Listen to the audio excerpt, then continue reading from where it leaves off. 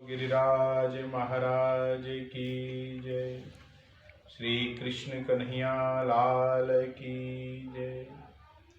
अखंड मंडलाकारं व्याप्तं येन चराचरं तत्पदं दर्शितं येन तस्मै श्री गुरुवे नमः। भक्ताविलासाचरितानुसारी दुग्धाधिचूरेण यशो विसारी कुमारिकानंदित घोष नारी मम प्रभु श्री गिरिराजधारी। बोलो कन्हैया लाल की जय। श्रीमद् भगवत गीता के प्रसंग में कल हमने प्रथम श्लोक की व्याख्या की। उसमें धृतराष्ट्र ने पूछा कि संजय, धर्म क्षेत्र और कुरुक्षेत्र में युद्ध की इच्छा से एकत्रित हुए मेरे और पांडु पुत्रों ने क्या किया। द्वितीय श्लोक में संजय बताता है, पहले श्लोक में धृतराष्ट्र ने प्रश्न किया, द्वितीय में संजय बताता है। संजय उवाच, संजय ने कहा कि दृष्ट्वा तु पांडवानीकं व्यूढं दुर्योधनस्तथा आचार्यमुपसंगम्य राजा वचनं ब्रवीत।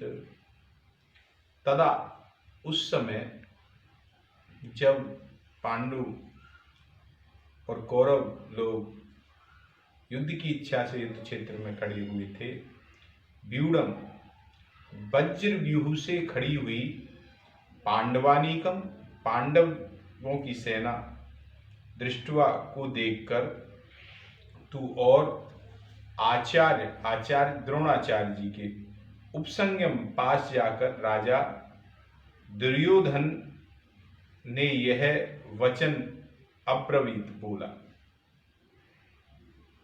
व्याख्या में बात करें हम, तदा का तात्पर्य जिस समय दोनों सेनाएं युद्ध के लिए खड़ी हुई हैं उस समय की बात संजय यहाँ तदा से स्पष्ट करते हैं।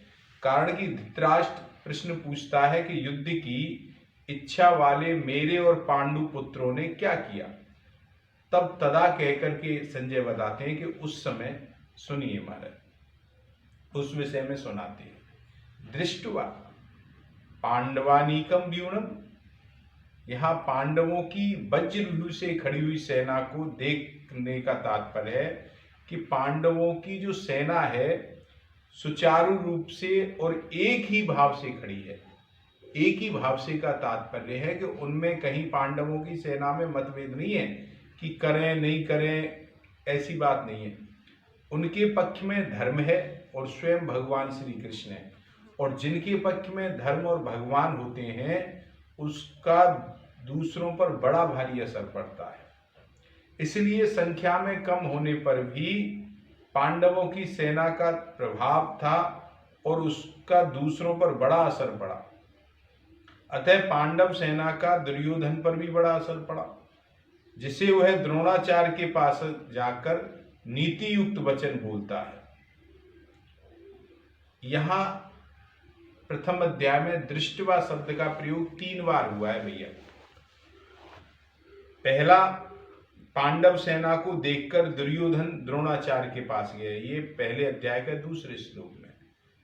और दूसरा प्रयोग, कौरव सेना को देखकर अर्जुन ने धनुष को उठाया, ये पहले अध्याय के 20वें श्लोक में। और अपने स्वजनों को, कुटुंबियों को देखकर अर्जुन जो है मोह में आ गया, मोह जागृत हो गया उसका, ये पहले स्कंद का 28वां श्लोक है। इन तीनों में 2 शब्द दृष्टवा तो हैं कि भाई आपस में सेना को देखने के लिए, और तीसरा एक बार जो दृष्टवा शब्द प्रयोग किया गया है वह आया है अर्जुन का भाव बदल गया, उसके लिए आया है। कौरव सेना में मतभेद था, पांडवों की सेना में मतभेद नहीं था, क्योंकि दुर्योधन दुशासन आदि तो युद्ध करना चाहते थे, किंतु पितामह भीष्म और द्रोणाचार्य आदि युद्ध करना नहीं चाहते थे। इसलिए उनमें मतभेद, और यह नियम है कि जहाँ आपस में मतभेद होगा वहाँ प्रभाव क्षीण हो जाएगा, प्रभाव नहीं पड़ेगा। कि जहाँ सुमति तहाँ संपत्ति नाना, जहाँ कुमति तहाँ विपत्ति निधाना। राजा यहाँ पर आया कि राजा दुर्योधन को राजा कहने का तात्पर्य है कि धृतराष्ट्र का सबसे ज्यादा मोह अपनापन दुर्योधन से ही था, और परंपरा की दृष्टि से दुर्योधन युवराज था ही, राज्य के कार्यों की देखभाल भी करता था। और दूसरी बात करें तो धृतराष्ट्र जो था वह तो नाम मात्र का राजा था महाराज, और युद्ध में होने में भी मुख्य हेतु, युद्ध जो हो रहा है महाभारत का, उसका मुख्य हेतु भी दुर्योधन ही है। इसलिए इन कारणों से संजय ने यहाँ राजा शब्द दुर्योधन के लिए प्रयोग किया। आचार्य मुपसंगम्य, आचार्य द्रोणाचार्य के पास जाने में मुख्यतः 3 कारण है महाराज। पहला कारण तो यह है कि वह अपना स्वार्थ सिद्ध करने के लिए, अर्थात द्रोणाचार्य के हृदय में पांडवों के प्रति द्वेष पैदा करने के लिए, और पूरे मन से आचार्य द्रोणाचार्य हमारे पक्ष में रहे, इसलिए दुर्योधन ने द्रोणाचार्य के पास गया। दुर्योधन दूसरा जो हेतु है दुर्योधन का जाने का, कि व्यवहार में गुरु हैं द्रोणाचार्य, तो व्यवहार में गुरु के नाते आदर देने के लिए भी वह द्रोणाचार्य जी के पास गया। और तीसरा जो मुख्य व्यक्ति होता है सेना में, यथा स्थान खड़े रहना बहुत आवश्यक है उसका, अन्यथा व्यवस्था बिगड़ जाती है, सेना इधर उधर हो जाती है, एकाग्र नहीं रह पाती सेना। तो दुर्योधन द्रोणाचार्य के पास खुल जाना उचित समझा उसने, इसलिए गया। अब यह शंका हो सकती है कि दुर्योधन को पहले पितामह के पास जाना चाहिए था, क्योंकि वो सेनापति थे, पर दुर्योधन गुरु द्रोणाचार्य जी के पास गया। समाधान ये है कि दुर्योधन का जो द्रोणाचार्य जी से संबंध है, गुरु का संबंध है, शिष्य का संबंध है, लेकिन खून का रिश्ता नहीं है। और जो पितामह भीष्म है उनसे खून का रिश्ता है, कुटुंब का रिश्ता है, परिवार का रिश्ता है, और कुटुंब के नाते हैं, अतः उनको राजी करना कोई बड़ी बात नहीं है। अगर वैसे भी नीति है, अगर हमें जिससे कार्य निकालना हो, बाहर का हो, पहले उसको राजी किया जाता है, और घर परिवार का है, अगर कोई राजी ना हो तो कोई परेशानी नहीं है। उसने सोचा दुर्योधन ने कि भाई पहले उचित है कि द्रोणाचार्य जी के पास जाना चाहिए, जिससे मेरा स्वार्थ सिद्ध हो जाए। अगर पितामह भीष्म यदि नाराज भी हो जाते हैं तो उन्हें तो मना लिया जाएगा, क्योंकि वे तो अपने कुटुंब का संबंध है उनसे हमारे, इसलिए भीष्म के पास दुर्योधन नहीं गया, पहले द्रोणाचार्य जी के पास में गया। वचनम ब्रवीद, यहाँ अब्रवीद शब्द से भी काम चल सकता था। वचन कहना पर्याप्त नहीं, कि अब्रवीद क्रिया के अंतर्गत वचन आ ही जाता है, अर्थात दुर्योधन बोलेगा तो वचन ही बोलेगा ना, और क्या बोलेगा। लेकिन यहां वचन की आवश्यकता नहीं थी, फिर भी वचन शब्द देने का तात्पर्य है कि दुर्योधन ने नीतिगत गंभीर चालाकी से शब्द कहे, जिससे कि द्रोणाचार्य के मन में पांडवों के प्रति द्वेष उत्पन्न हो जाए, और द्रोणाचार्य जी पूरी शक्ति से, पूरे बल से हमारे पक्ष में खड़े होकर के युद्ध करें और मेरा स्वार्थ सिद्ध हो जाए। यह कहा। तृतीय श्लोक में वह सेना के बारे में बताता है द्रोणाचार्य जी को। पश्येताम पांडु पुत्राणाम आचार्य महति चमूम व्यूणाम द्रुपद पुत्रेण तब शिष्येण धीमतः।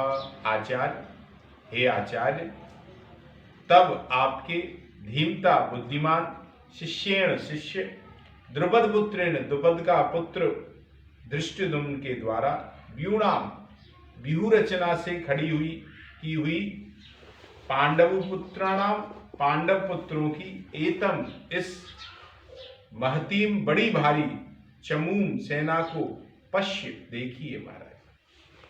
आचार्य शब्द द्रोणाचार्य जी के लिए कहा। आचार्य संबोधन देने में दुर्योधन का यह भाव मालूम होता है कि आप हम सब कौरव पांडवों के आचार्य हैं, तो आपके लिए सभी समान हैं। आप शास्त्र विद्या सिखाने में आप सबके गुरु, इसलिए आपके मन में किसी के प्रति प्रेम और राग द्वेष नहीं होना चाहिए। ऐसा नहीं हो कि आप कहीं पांडवों से प्रेम करें, इसलिए आचार्य किया। तब शिष्येण धीमता, यहां इन तीनों शब्दों के प्रयोग में कहते हैं कि दुर्योधन का यह भाव है कि आप इतने सरल हैं आचार्य जी कि आपको मारने के लिए ही जिसे धृष्टद्युम्न को पैदा किया गया, आपने उसे भी शस्त्र विद्या सिखाई, अपने मरने के लिए मारने वाले को भी आपने शस्त्र विद्या सिखाई। आप कितने सरल हैं। द्रुपद पुत्रेण, यहां कहने का आशय है कि आपको मारने के उद्देश्य को लेकर ही द्रुपद ने याज और उपयाज नामक ब्राह्मणों से यज्ञ कराया, जिससे धृष्टद्युम्न पैदा हुआ। तो यज्ञ के द्वारा पैदा हुए धृष्टद्युम्न ने आपके सामने प्रतिपक्ष में सेना के रूप में खड़ा हुआ है, सेनापति बनके। यद्यपि दुर्योधन या द्रुपद पुत्र न के स्थान पर धृष्टद्युम्न भी कह सकता था, किंतु द्रुपद कहने से द्रोणाचार्य के हृदय में और शत्रु भाव जागृत होगा, वैर भाव जागृत होगा। उनके वैर भाव को और याद दिलाने के लिए दुर्योधन ने यहाँ द्रुपद पुत्र शब्द का प्रयोग किया कि अब वैर निकालने का अच्छा मौका है आपके पास में। पांडव पुत्राणाम एताम व्यूणाम महती चमुम पश्य, द्रुपद पुत्र के द्वारा पांडवों की इस व्यूहाकार खड़ी हुई बड़ी भारी सेना को देखिए। तात्पर्य है कि जिन पांडवों पर आप इतना स्नेह करते हैं, जिन्हें आप अपना मानते हैं, उन पांडवों के पुत्रों के साथ में आपके प्रतिपक्ष में आपको मारने वाले द्रुपद पुत्र के पुत्र धृष्टद्युम्न को ही उन्होंने सेनापति बनाया है। इतना अधिकार तो नहीं देते, रखते कि उसे सेनापति तो नहीं बनाते थे, परंतु सब कुछ जानते हुए भी उसी को सेनापति बनाया है। यद्यपि कौरवों की सेना पांडवों की सेना से कम नहीं थी, ज्यादा थी। यहाँ 11 अक्षौणी सेना कौरवों की है और 7 अक्षौणी सेना पांडवों की है। एक अक्षौणी सेना में 21,870 रथ, 21,870 हाथी, 65,610 घोड़े और 1,09,350 पैदल सैनिक होते हैं। तो कौरवों की सेना 11 अक्षौणी है, पांडवों की सेना 7 अक्षौणी है। तथापि दुर्योधन पांडवों की सेना को बड़ी बता रहा है। पांडवों की सेना खड़ी है, भारी कहने में 2 भाव है। पांडवों की सेना को बड़ी बताने में यहाँ 2 भाव है कि पांडवों की सेना ऐसे ढंग से व्यूहाकार में खड़ी हुई है कि वो कम होने पर भी ज्यादा शक्तिशाली दिखाई दे रही है। दूसरा भाव है कि पांडव सेना में सब के सब योद्धा एक मत में है और इस एकता के कारण पांडवों की थोड़ी सेना भी बल में, उत्साह में और प्रभाव में बड़ी मालूम पड़ रही है महाराज। और ऐसी सेना को दिखाकर दुर्योधन द्रोणाचार्य से यह कहना चाहता है कि युद्ध करते समय आप इस सेना को सामान्य सेना मत समझना, अपनी पूरी ताकत से युद्ध करना। ऐसा नहीं कि इसे हल्की सेना समझ के आप युद्ध में अपनी पूरी बल का प्रयोग नहीं करें। तो इस सेना को हल्की सेना नहीं माने, पूरी सेना को में जितना बल लगाया जा सकता है आप पूरे बल से युद्ध करें महाराज। पांडवों का सेनापति है तो आपका शिष्य, किंतु द्रुपद पुत्र है, अतः उस पर विजय करना आपके लिए कोई बड़ी बात नहीं है। आप युद्ध करें महाराज। एताम पश्य, यह कहने का तात्पर्य है कि यह पांडव सेना युद्ध के लिए तैयार होकर सामने खड़ी है, अतः हम लोग इस सेना पर किस तरह विजय प्राप्त करें, इस विषय में आपको जल्दी से जल्दी निर्णय लेना चाहिए। तो ये आज हमने ये बात की, दुर्योधन ने जाकर के उन्हें बताया। आगे के श्लोकों में द्रोणाचार्य पांडवों की सेना को देखने के लिए प्रश्न करेंगे। अब दुर्योधन उन्हें पांडव सेना के महारथियों को दिखाएगा अगले श्लोकों में। आज के प्रसंग को यहीं विराम करते हैं। 2 मिनट नाम संकीर्तन, फिर विश्राम। कृष्ण गोविंद गोविंद गोपाल नंदलाल, राधे गोविंद गोविंद। हे गोपाल नंदलाल, कृष्ण गोविंद गोविंद। गोपाल नंदलाल, राधे गोविंद गोविंद। हे गोपाल नंदलाल, हे गोपाल नंदलाल, हे गोपाल नंदलाल, हे गोपाल नंदलाल, हे गोपाल नंदलाल। कृष्ण गोविंद गोविंद, गोपाल नंदलाल, राधे गोविंद गोविंद। हे गोपाल नंदलाल।